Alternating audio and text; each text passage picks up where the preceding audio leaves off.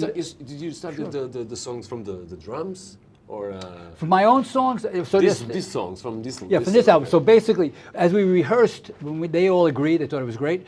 As I wanted some new material, and the three new tunes. So 4 of the tunes are mine, but Vashko helped with some harmonic movement. As I finished these tunes, I said, man, I just know, I was searching for chords, and I just couldn't find something. And I knew my ears could tell me something, but I just couldn't find it. Yeah. And I said, man, I could spend another three weeks or 3 months, maybe never, I'll never find it. And I believe in collaboration. I said, Vashko, I'm going to send you what I have. And he just made, I think, very few changes, chord changes, but to me they were critical chord changes because they really made the songs better. So why would I be? People say, well, you told people you didn't write all the songs. That's irrelevant to me. It's about the finished. It's about what it sounds like in the end. I know it's my song. Of course, it's my contribution. Yeah. So basically, yes. The short answer is 2 of the tunes I did drum beats for.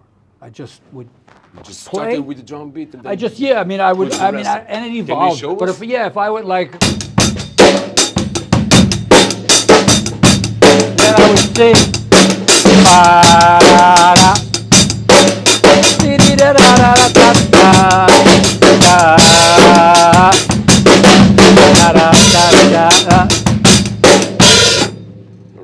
And I would sing into a tape recorder.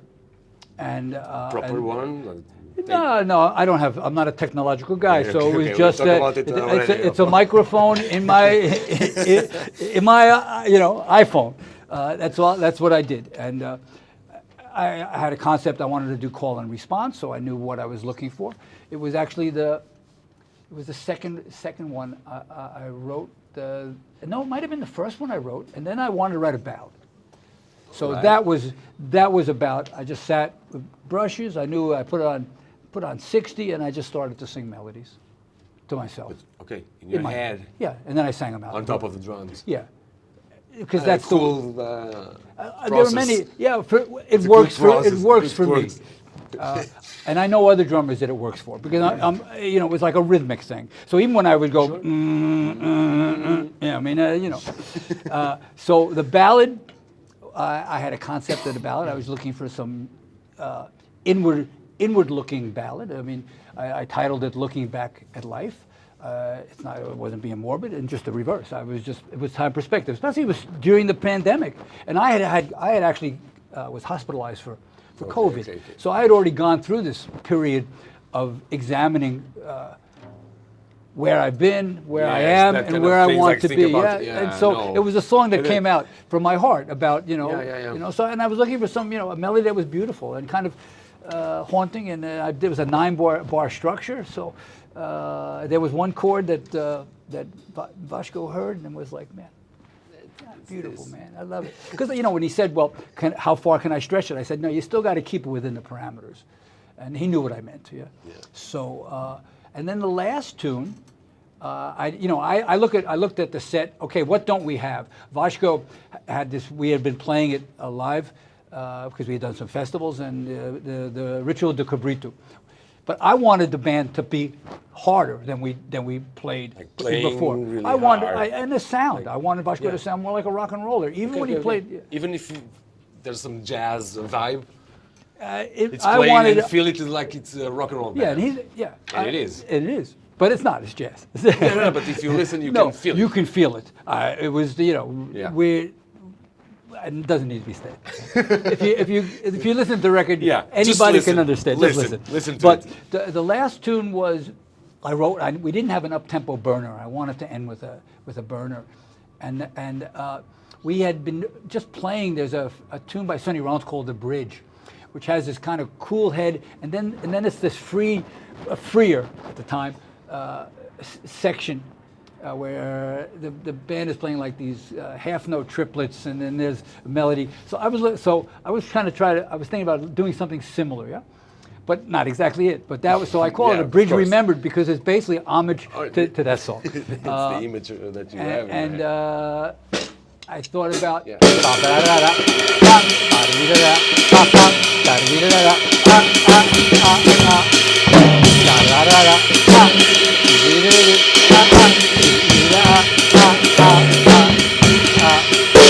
A, Oh, right? all right. So I had this melody, and then of course, This is the A? That's the A, and you know, but of course I play some keyboard. So and then I had this melody in my head, and then I would start, you know, dabba dabba doo da, dabba dabba doo, you know. But I wasn't thinking, you know, I mean, I knew what I really, it's a cool head. And the B, I wanted this other thing like the Sonny Rollins thing, but I couldn't do what I wasn't going to do with this half note triple. It's been done. So I wanted this more open sounding B Wide section, open. wide open. But I also wanted to be more sophisticated. It was the only intellectual group on the record. So I was playing a 7-note sticking. So I was playing basically right, left, left, right, right, left, left. So that kind of thing. So it was Okay. like 7/4, so 1.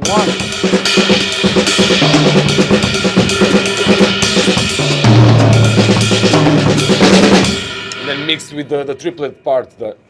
So that came against the normal Of course. swing. So, and Joao was also playing these 7. It was great. And Boschko basically, first I said, man, I want you to solo it, but I don't want you to get crazy. But you don't have to play the same thing. I didn't write a melody. I want it to be open. And then actually in the blowing section, when we start the solo, we start on that and it's open. Okay. It's really cool. So that's one of the better moments. So as of course in the context of playing it live, I break away from that 7. I mean, that was just a starting point.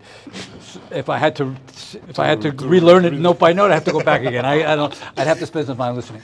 But Yeah. you can see how it's.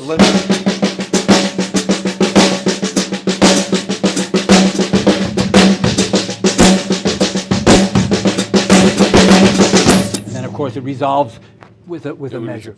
Yeah. And so it's over this 8-bar phrase, and. So that were the 3 newer tunes of contribution. But we had been doing a tune in 3/4 before called Fresco, but we brought an edge to it.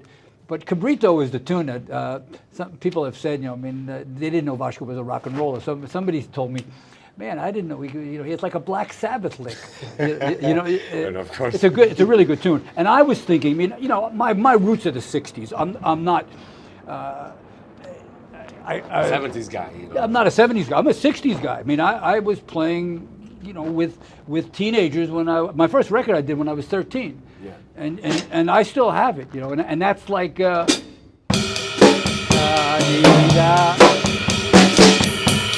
That kind of tune. That's what it is, yeah. And I went in and I actually overdubbed a drum part that they didn't like. I don't know how in those days, because it was 2-track. Yeah. But they, Like whatever it was, there was no drums on it, and it was some friends of a guitar player. It was a friend of my brother's, and he said, "Man, these guys are working on this tune. They don't have a drummer, and they heard you know, would you want to go into New York City to make a record? Why not? Why not? Didn't get paid, of course. But Yeah, I still have the record. I mean, I still have it. And then I actually, you know, put it on. I got it on digital. Yeah. So Yeah. I still have it. I listen to it, and for me, there's parts of my playing that have not changed. I hit hard the way I hit. I still have that attitude. I mean, I've gotten better, hopefully. Of course. But there's something in that.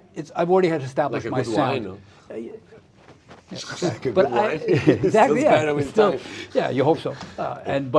There is. I believe that. I think one is lucky when they don't have to search for their sound. One is lucky when they're not having to be told to play from the heart. I was never had to be told to play from the heart. My mother said, Michael, if it wasn't for drums, you'd be in jail a long time ago. I don't know if that's true, but she always used to say that. Thank you, drums. Thank you, drums. you know. So so I think I've heard. I know that Federico Cristiano. He did the Great Master. I mean, I have to say, because I've had done some print interviews, and people ask me, "Am I happy with the with the final outcome. I mean, it's exactly what I was looking for, and I put it in the lap of Buddha Geddes. He understood what I wanted. I was very clear about what I wanted. He agreed with it 100%, and he's a rock and roller. He loves jazz, but he was, you know, of course he recorded the actual live stream, so he heard it and he understood. Yeah. And we, you know, it was a great way to mix a record because I wasn't there. He would just send me over time. He would send me things. You know, are we getting closer? Yes, and he was good. Like He never questioned. He wanted me to be happy. If maybe we remix something 2 or 3 times, working on cymbals. You know when you're Moby Dick's a great sounding record, but Moby Dick it was a great sounding record, but it's a great studio. Yeah, and I had recorded there before, so I knew. But you're close together. We didn't wear headphones, and there's leakage. So leakage is both great because it's warm, but leakage also can be the death of you when you want to like change the cymbal sound, and all of a sudden your guitar or your bass is just. But he was great. Man, he was great. He did miracles. And then Federico added this other element because only later did I. And I've never met him. I've never talked to him. I've just emailed him a few times. And they had worked together a long time, so they were also totally together. And he said, Buddha said, you know, he didn't know my drumming. Everybody knows me as a jazz drummer. And he said, man, he sounds like one of those drummers out of the 60s, which for me is a compliment, you know, because somebody recently, said a mix between Bill on that track, Cabrito, I'm a mix between Bill Ward and in the other tune, Sempre in my tune, I sound more like I have that Bonham kind of swinging. That is a good thing. Yeah, I think it's great. Because you play hard with jazz feeling. Yeah. When he was a blues, remember, Bonham was a blues guy. Yeah, of course. He swung. That's what part of what he made us feel so special. Yeah, they all did. Mitch Mitchell. They used to always say, in downbeat, who's the better drummer, Elvin Jones or Mitch Mitchell? That's kind of silly. Yeah, who's the better jazz drummer? Yeah, it's a silly question, but okay, journalists can make always. I know. Thank you very much. Yeah, exactly.